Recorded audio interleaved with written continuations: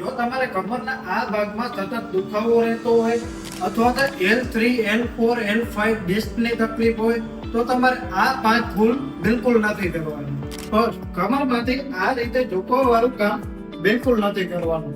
જો તમારે ઝૂકવાનું હોય તો બે પગ વચ્ચે આવી રીતે જગ્યા રાખવાની છે, કમર એકદમ સીધી રાખવાની છે અને પછી ગોઠણ થોડાક વાળી અને આવી રીતે કોઈ બી વસ્તુ ઉચકવાની છે.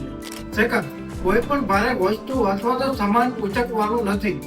આ કરવાથી તમારા કમર પર વધારે જોર લાગશે. ફોર્થ, જ્યારે પણ તમે પથારીમાંથી બેઠા થાવ ત્યારે આ રીતે ડાયરેક્ટ બેઠું નથી થવાનું.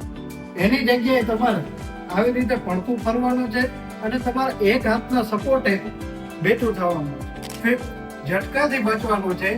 જ્યારે તમે બાઇક લઈને જતા હો ત્યારે અચાનક બ્રેક મારો છો તો તમારા કમર ઉપર જર્ક લાગે છે, તો એ ઝટકાથી તમારે બચવાનું છે.